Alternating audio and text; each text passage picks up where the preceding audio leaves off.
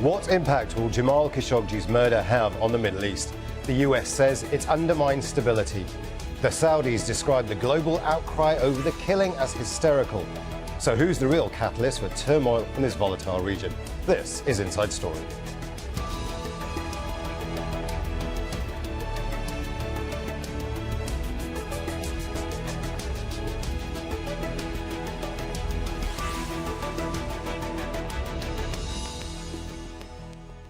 Hello and welcome to the programme. I'm Imran Khan. The murder of Saudi journalist Jamal Khashoggi in Turkey is threatening the stability of the entire Middle East. That's the view of the US Secretary of Defense, James Mattis, who says Washington's ready to take more action against those responsible. Visa bans are already in place for 21 suspects in the case. Saudi Arabia is under mounting pressure to explain exactly what happened at its consulate in Istanbul. It's reported that the evidence links the murder of Khashoggi directly to the office of the Crown Prince Mohammed bin Salman, a charge Riyadh denies. We'll get to our guest shortly, but first let's hear from the US Secretary of Defense from a conference in Bahrain. When people can speak and be heard calling for peace and for respect for all, the terrorist message of hatred and violence is not embraced. With our collective interests in peace and unwavering respect for human rights in mind, the murder of Jamal Khashoggi in a diplomatic facility must concern us all greatly. As U.S. Secretary of State Pompeo stated, the United States does not tolerate this kind of ruthless action to silence Mr. Khashoggi, a journalist, through violence. Failure of any one nation to adhere to international norms and the rule of law undermines regional stability at a time when it is needed most. As President Trump noted, we're going to get to the bottom of it. At the same conference, Saudi Foreign Minister Adel al-Jubeir criticised media reaction to Khashoggi's murder, urging people not to jump to conclusions. This issue has become fairly hysterical. I think people have assigned blame on Saudi Arabia with such certainty before the investigation is complete. We have made it very clear that we are going to have a full and transparent investigation, the results of which will be released. We have made it very clear that those responsible will be held responsible and will be held to account. And we have made it very clear that we will put in place mechanisms to ensure that this doesn't happen again. Turkey wants the suspects extradited to stand trial in Ankara, but al-Jubeir says they'll be dealt with in Saudi Arabia. On the issue of extradition, the individuals are Saudi nationals. They're detained in Saudi Arabia. The investigation is in Saudi Arabia, and they will be prosecuted in Saudi Arabia.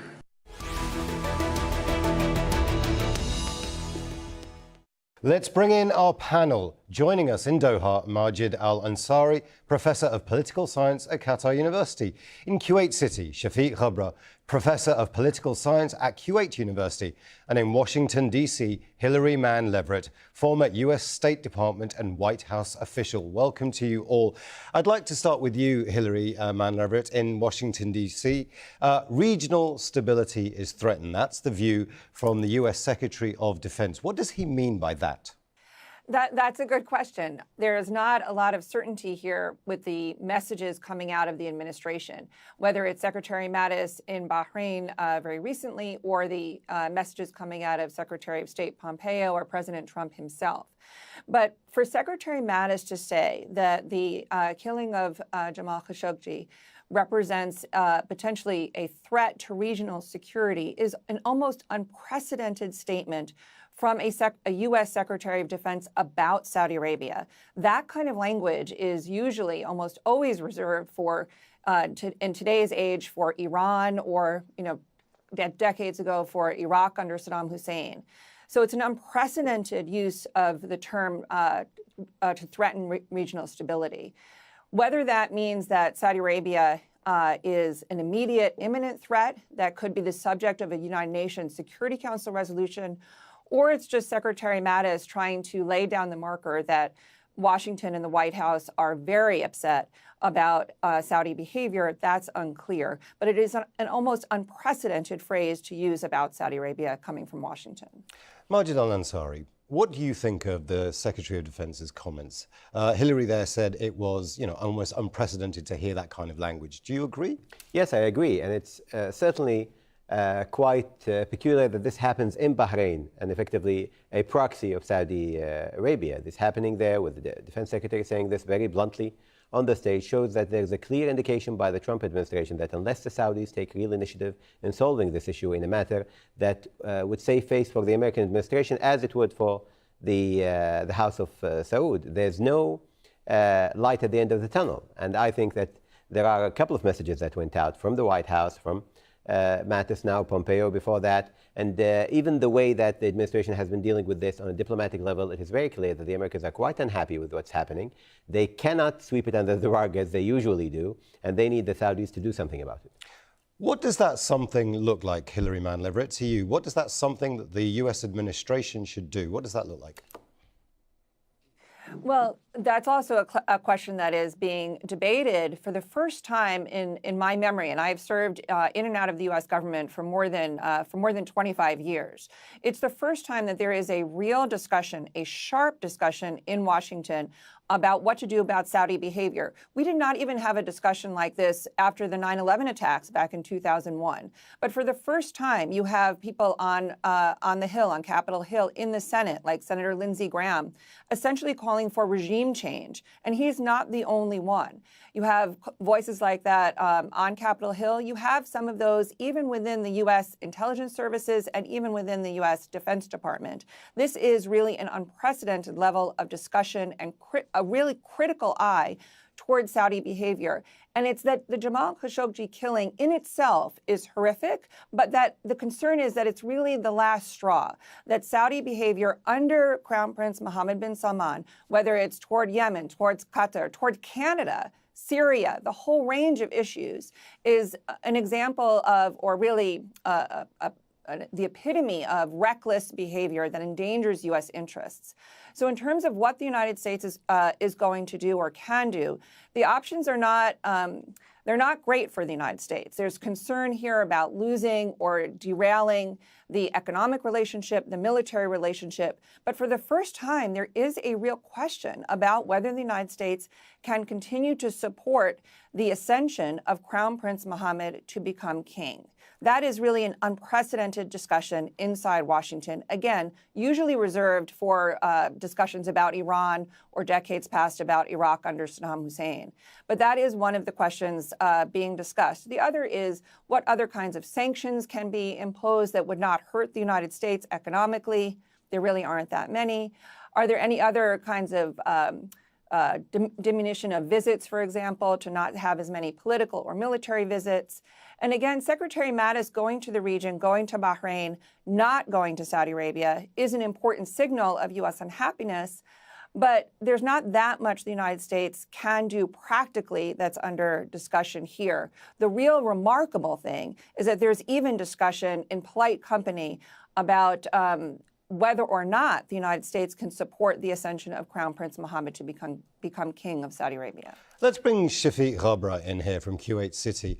We seem to be hearing that the options are limited for the US in terms of what they can actually do. We're also hearing that it's very difficult to support the ascension of Crown Prince Mohammed bin Salman to the royal throne.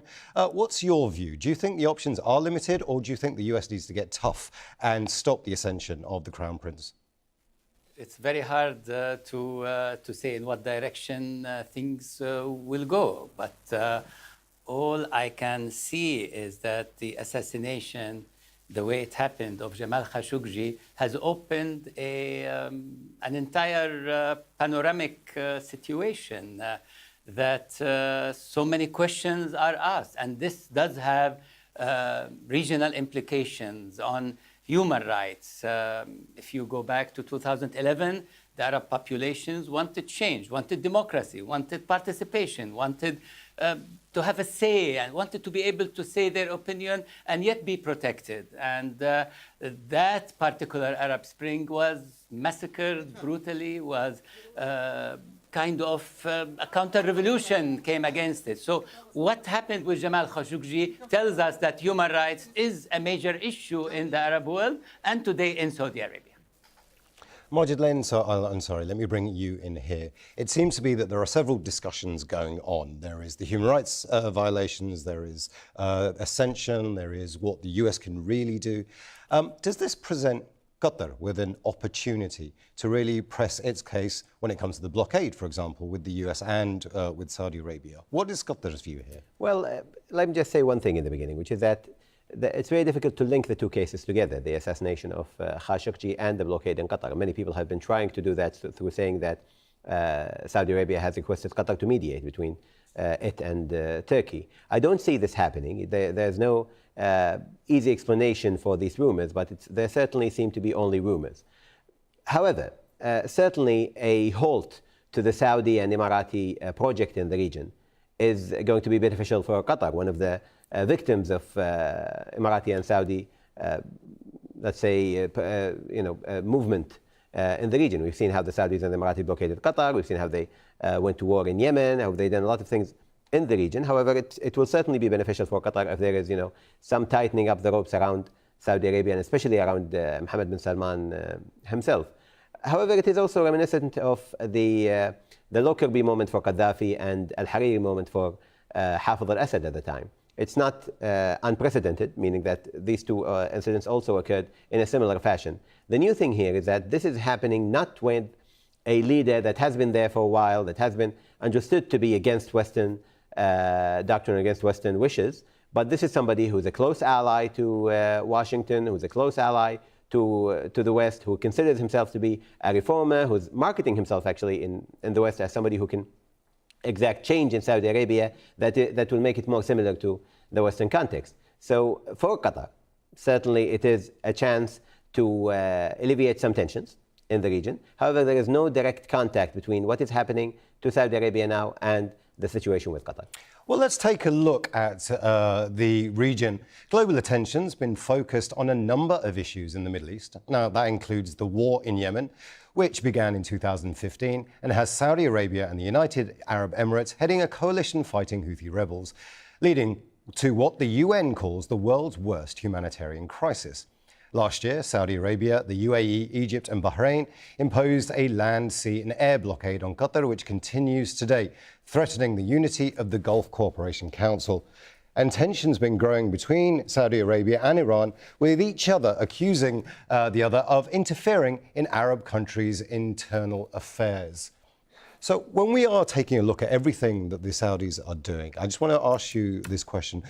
If it doesn't present an opportunity with the US, does it present, Majid Al-Ansari, an opportunity with Saudi Arabia? Is there rapprochement available? Can the blockade be lifted through something like this? Well, if I was designing Saudi policy, and thankfully I'm not, but if I was doing so, I would certainly consider this to be a very difficult moment in time to enact such change in the Qatari file, because it will be looked at as a complete failure of Saudi foreign policy in all respects. The Khashoggi thing on one side, going down from the tree on the Qatari issue on the other hand. I would actually strengthen my resolve to continue the blockade on Qatar. However, we must not forget that this also is very close now to the conference or the meeting that the GCC leaders and Trump will be having in January, things that we have been hearing now for a while. And I think only 2 days ago, the Kuwaitis actually assured that this will be taking place. So certainly the Americans would like to pressure the Saudis now to come down from the tree, to lessen its procedures against Qatar, to rethink its position towards the region. However, as things stand right now, I think the Saudis and the Emiratis will be very keen on establishing a very specific and strong stance against Qatar, because they don't want this to be looked at as a complete, return from their policies. We can also see that during the past couple of days, there were a lot of talk about a change in rhetoric coming out from Saudi Arabia. We've heard the Crown Prince talking about Qatar as an economic success after, of course, Saudi media spent a year and a half talking about Qatar's economy failing altogether. We've seen now also Adel Jubeir today calling the crisis with Qatar a diplomatic conflict rather than a crisis or a boycott, as it was called by him before. So there is a change of language there. The Bahrainis today, for example, said that there is nothing banning joint families between Qatar and Bahrain visiting each other. All this changing language, I think, is just paving the way for the January summit rather than talking about real change in the crisis status quo. I'm very keen to hear all of your thoughts on some of what Majid al-Ansari has said, but let's talk about the Saudi Foreign Secretary in particular, Adel al-Jubeir. He's actually called this the world's reaction to Khashoggi's killing as hysterical. I want to begin with Shafiq Ghabra in Kuwait City. Hysterical what do you make of that kind of language?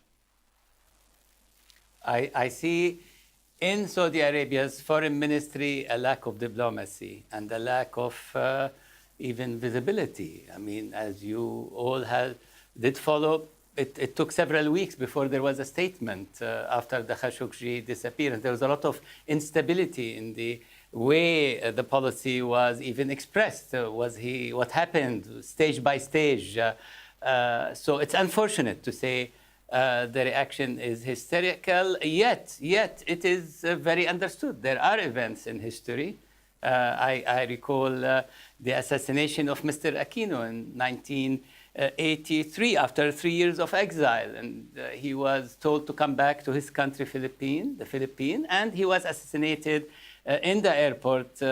A whole movement erupted, and later on, his wife, who was a housewife then, not interested and not involved in politics, led a movement and then became the elected democratic president of the Philippines in 1986. So there are events in history, and assassination can always go in that direction, human rights. But when it is coming together with the war in Yemen, the blockade with Qatar, the entire episode with Canada, the situation that happened with Lebanon, other aspects and other issues of human rights and princes and other members of the Al Sauds and others in the business community in Saudi Arabia, human rights issues, one day, someday, is going to become quite a reaction.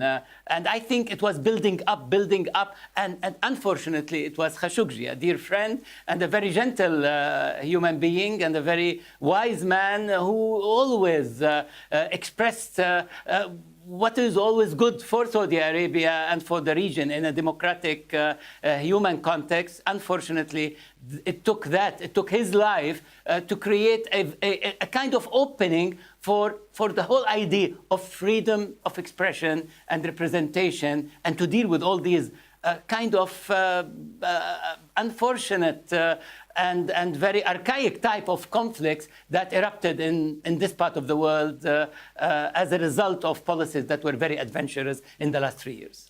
Hilary Mann-Leverett, we've heard some very extraordinary diplomatic language over the last 3 weeks coming from Turkey, Saudi Arabia and the US. But for me, the use of the word hysterical by the Saudi foreign minister suggests that either they are wanting to calm things down but don't have the diplomatic tools to be able to do that perhaps, or this is just trying to get to a place where they can go to the January summit and something can be done. What are your thoughts? Well, I think the Saudi reaction, Foreign Minister Jubeir's comments about essentially the U.S. reaction being hysterical, because he said that he said that immediately after Secretary of Defense Mattis took Saudi Arabia to task for the killing of Jamal Khashoggi on the stage in Bahrain. Foreign Minister Jubeir of Saudi Arabia said it was hysterical right after Secretary Mattis spoke. So to me, it was a not so indirect rebuke of Secretary Mattis personally. And it's not an isolated reaction from the Saudis that's very critical of Washington.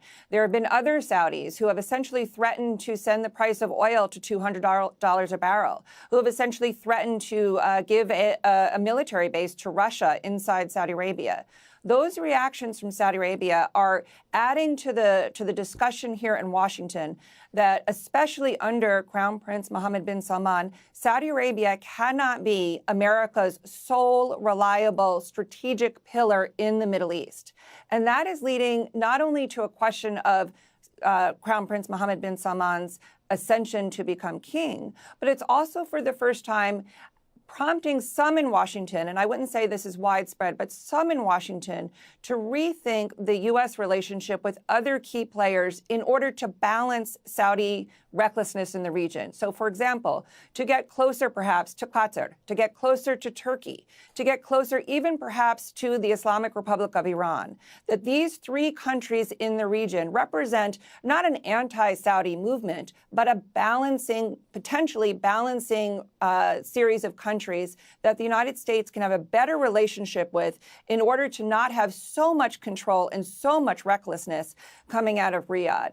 So those two things, I think, are coming together. The Saudi reaction to Jamal Khashoggi's murder is even more important strategically here in Washington than perhaps the murder itself, because it draws this real question mark about Saudi Arabia as the one and only strategic pillar for the United States in the region, of course, with the Israelis, but today those are coming together somewhat. But to look again at Qatar, Turkey, and Iran as key countries to balance Saudi Arabia's recklessness. We are running slightly out of time. I do want to bring you both in from Kuwait City, Shafiq Gabra and Majilan Ansari. I'll start with Kuwait City. The idea that perhaps a better alliance for the US would be Qatar, Turkey, Iran would have seemed fanciful just 4 weeks ago. But now there are some circles in DC apparently discussing that. Do you think that's a better alliance for the US than, say, perhaps relying solely on Saudi Arabia? Well, let me first say that the US need to bring back into the core of its policy, and that should apply US, Congress, the entire operation has to absorb again the whole issue of human rights in the region. Because with human rights and the violations that have existed in the last decade or two are very much directly responsible, among other factors, definitely, to the rise of violence and instability in the region. So A, human rights. B, I think the US has to look at each state differently. So I would say there is quite a conflict on so many issues with Iran. Come back to the nuclear agreement. Try to bring this back to the table in a sensible way and create a win-win relation with Iran. There are differences with Iran. There are issues with Iran, even in the Arab world at large, from Syria all the way to other places. But it shouldn't be a zero-sum situation. It shouldn't be zero-sum. It must get to the point where a dialogue between the Gulf and Iran can take place, and the US could encourage that at one level or another. Now come to Qatar. Yes, I believe the US has to strengthen its relation to Qatar, to Kuwait, strengthen its relation to Oman, strengthen its relation to anybody in the region. And I see the need for balance and the need for reasonable thinking and a policy that is not adventurous. And there are plenty. There are many leaders in the region. Kuwait is one of them. Qatar is another. And should find a way to stop the Yemen war, because the Yemen war is a tragedy. It is a tragedy ongoing daily, with many killed, civilians more than anything else. Destruction of an entire nation. And who's going to rebuild Yemen? Let me just bring in Majid Al-Ansari here. We are running out of time, so I do apologise for that. But very quickly, you've heard what our guest in Kuwait City has been saying. What are your thoughts? Does the relationship between Saudi Arabia and the US need to be reset? And should it pivot towards Qatar and Iran? Let me be more of a pessimist here, Imran. I think very clearly the United States' problem with Saudi Arabia is not that it killed a dissident. I'm sure that the American administration understands that many of the regimes, the repressive regimes in the regions here, kill dissidents every day. The problem is how it was managed and how, as the president said in a couple of days ago, the silly cover-up, the very stupid cover-up that took place. This is the main problem. The problem is that their ally cannot manage foreign policy, cannot manage its actions in a way that would save face for the administration itself. I think for the United States, the important thing is to have an ally that is dependable. And certainly, countries like Oman, Kuwait, and Qatar have shown themselves to be quite dependable. We're seeing now the Omanis stepping up their game through their mediation, the Palestinian issue, for example, and as they have done before between the Americans and the Iranians. So I think the Americans now understand that Saudi Arabia is not a reliable ally. However, it is very difficult to break up that strategic alliance between Saudi Arabia and the Republicans especially. in the United States. What will happen now, I think, is that there will be a diversification of diplomacy when it comes to the Americas. We are going to have to end it there. Thanks to all our guests, Majid Al-Ansari, Shafiq Gabra and Hilary Mann-Leverett. And thank you too for watching. You can see the programme again anytime by visiting our website, aljazeera.com. And for further discussion, go to our Facebook page. That's facebook.com/AJ Inside Story. You can also join the conversation on Twitter. Our handle is @AJ Inside Story. From me, Imran Khan, and the whole team here, bye for now.